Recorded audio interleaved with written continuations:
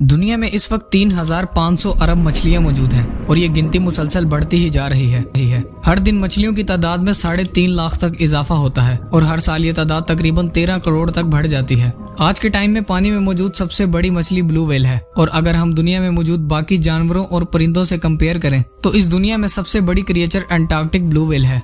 ये blue whale तकरीबन 98 foot यानी 30 मीटर तक लंबी होती है और इसका वजन तकरीबन 4 लाख पाउंड्स यानी 1,81,436 केजी होता है, जो पूरे 33 हाथियों के वजन जितना है। हमारी जमीन लगभग 450 करोड़ साल पुरानी है और इस अरसे में कई तरह के क्रिएचर्स इस दुनिया में आए और एक्सटिंक्ट हो गए। तो क्या इतने लंबे अरसे में सिर्फ ब्लू व्हेल ही हमारी दुनिया में मौजूद सबसे बड़ी क्रिएचर है? ब्लू व्हेल असल में मछली नहीं बल्कि एक मैमल है। अगर मछलियों के हिसाब से देखा जाए तो ग्रेट व्हाइट शार्क आज के वक्त इस दुनिया में मौजूद सबसे बड़ी मछली है। इनकी लंबाई तकरीबन 15 से 16 फुट यानी 5 मीटर तक होती है और इनका वजन 680 से 1100 किलो तक होता है। जैसे आज से लाखों साल पहले जमीन पर डायनासोर्स एग्जिस्ट करते थे, ठीक उसी तरह शार्क की भी एक नस्ल आज से लाखों साल पहले दुनिया में एग्जिस्ट करती थी, जिसका नाम था मेगलोडोन।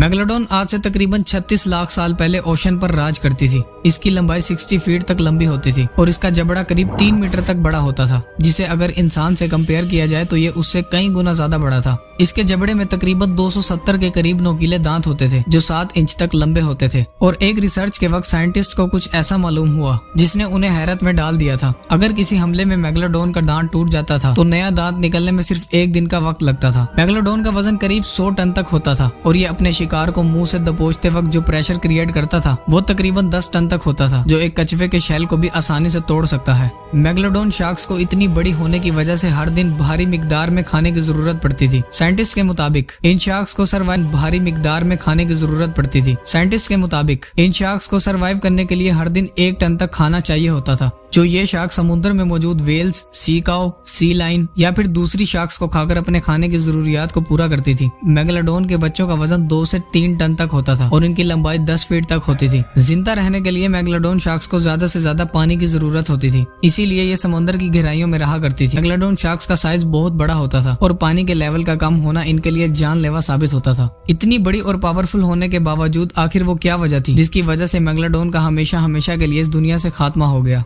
जैसे डायनासोर्स का खात्मा जमीन पर गिरने वाले एस्टेरॉयड की वजह से हुआ था, तो मेगलोडोन के साथ आखिर ऐसा क्या हुआ था? मेगलोडोन के इस दुनिया से एक्सटिंक्ट होने की वजह आज तक किसी को मालूम नहीं है, लेकिन इनके एक्सटिंक्ट होने को लेकर बहुत सी थ्योरीज दी गई हैं। लेकिन एक थ्योरी ऐसी है जिसे सबसे ज्यादा ट्रू और आइडियल समझा जाता है। उस थ्योरी के मुताबिक वक्त के साथ साथ समुद्र में मौजूद दूसरे क्रिएचर्स एवोल्यूशन की वजह से बहुत तेजी से बढ़ने लगे थे और मछलियों की तादाद में भी बहुत तेजी से इजाफा होने लगा था और इन छोटी मछलियों को बड़ी शार्क्स खा रही थी।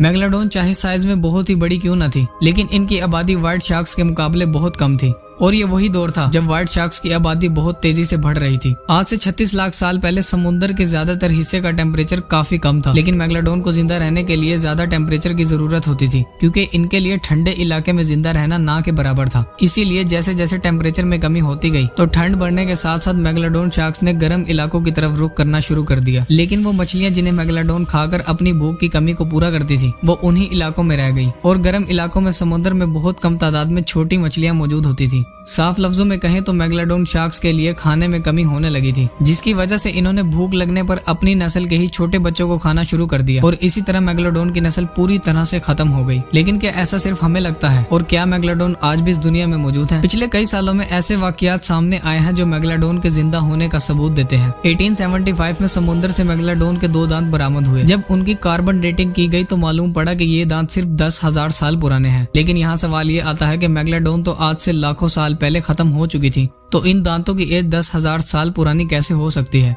2009 में हिस्ट्री चैनल की एक डॉक्यूमेंट्री में गल्फ ऑफ कैलिफोर्निया में एक शार्क मछली को ढूंढने का मिशन किया गया था और उसे लाइव टेलीविजन पर भी दिखाया गया था। यहाँ के लोगों का कहना था कि यहाँ एक बहुत बड़ी शार्क मछली मौजूद है जो बहुत तेजी से इस इलाके की मछलियों को खा रही है। उनका कहना था कि वो शार्क तकरीबन 45 फीट तक लंबी है और अगर ये सच है तो ये एक व्हाइट शार्क बिल्कुल नहीं हो सकती थी क्योंकि उनका साइज सिर्फ 20 फीट तक ही हो सकता था। 1875 में समुद्र से मेगलोडोन के 2 दांत बरामद हुए। जब उनकी कार्बन डेटिंग की गई तो मालूम पड़ा कि ये दांत सिर्फ 10,000 साल पुराने हैं। लेकिन यहाँ सवाल ये आता है कि मेगलोडोन तो आज से लाखों साल पहले खत्म हो चुकी थी, तो इन दांतों की एज 10,000 साल पुरानी कैसे हो सकती है? 2009 में हिस्ट्री चैनल की एक डॉक्यूमेंट्री में गल्फ ऑफ कैलिफोर्निया में एक शार्क मछली को ढूंढने का मिशन किया गया था और उसे लाइव टेलीविजन पर भी दिखाया गया था। यहाँ के लोगों का कहना था कि यहाँ एक बहुत बड़ी शार्क मछली मौजूद है जो बहुत तेजी से इस इलाके की मछलियों को खा रही है। उनका कहना था कि वो शार्क तकरीबन 45 फीट तक लंबी है और अगर ये सच है तो ये एक व्हाइट शार्क बिल्कुल नहीं हो सकती थी क्योंकि उनका साइज सिर्फ 20 फीट तक ही हो सकता था। इस खबर के मिलते ही चैनल की टीम ने समुद्र में जाकर उस मछली को ढूंढने का एक मिशन स्टार्ट किया, लेकिन लाख कोशिशों के बाद भी वहां से कोई मछली बरामद नहीं हुई। मेगालोडोन को लेकर आज भी दुनिया में बहुत सी थ्योरीज मौजूद हैं, लेकिन मैक्सिमम लोग ये ख्याल करते हैं कि मेगालोडोन लाखों साल पहले दुनिया से खत्म हो चुकी थी और पिछले सालों में जितने भी सबूत और पिक्चर्स मिली हैं वो सब फेक हैं। लेकिन क्या मेगालोडोन पूरी तरह से खत्म हो चुकी है या नहीं, इसका अंदाजा लगा पाना बहुत मुश्किल है क्योंकि बहुत से क्रिएचर्स ऐसे थे जिनको साइंटिस्ट ने एक्सटिंक्ट करार दे दिया था जो बाद में जाकर गलत साबित हुआ था। ऐसा ही वाकया सिलिकांत नाम की मछली के साथ हुआ था। साइंटिस्ट के मुताबिक सिलिकांत आज से 6.5 करोड़ साल पहले एक्सटिंक्ट हो चुकी थी, लेकिन 1938 में यही मछली साउथ अफ्रीका में मौजूद समुद्र के किनारे पाई गई थी। ये मछली डायनासोर्स के दौर से इस जमीन पर मौजूद है। 1976 से पहले तक साइंटिस्ट को शार्क की एक ऐसी नस्ल के बारे में मालूम ही नहीं था जो करीब 65 मिलियन साल पहले से इस दुनिया में मौजूद है। इस शार्क को मेगामाउंट शार्क कहा जाता है जिसे 1976 में खोजा गया था। ये शार्क्स बहुत ही ज्यादा रेयर हैं क्योंकि इनकी आबादी बिल्कुल ना होने के बराबर रह चुकी है। ये शार्क 7 मीटर तक लंबी होती हैं और इनका वजन 2700 पाउंड यानी 1215 केजी होता है। आज के इस मॉडर्न पीरियड में भी कई सालों की रिसर्च के बाद हम इंसान अभी तक सिर्फ 5% तक ही समुद्र के बारे में जान पाए हैं और बाकी 95% के बारे में कोई इन्फॉर्मेशन नहीं है कि वहाँ क्या कुछ और कौन कौन सी मखलूक मौजूद है। मरियाना ट्रेंच समुद्र का सबसे डीपेस्ट पॉइंट माना जाता है और वहाँ कौन कौन सी मखलूक अपना डेरा जमाए हुए है ये आज तक किसी को भी मालूम नहीं है। क्या मेगालोडोन भी आज तक समुद्र में मौजूद है? आपका इस बारे में क्या ख्याल है? कमेंट सेक्शन में अपनी राय का इजहार जरूर कीजिएगा। उम्मीद है आप इस वीडियो को लाइक और शेयर करेंगे और चैनल को भी सब्सक्राइब करेंगे। मिलते हैं अगली वीडियो में।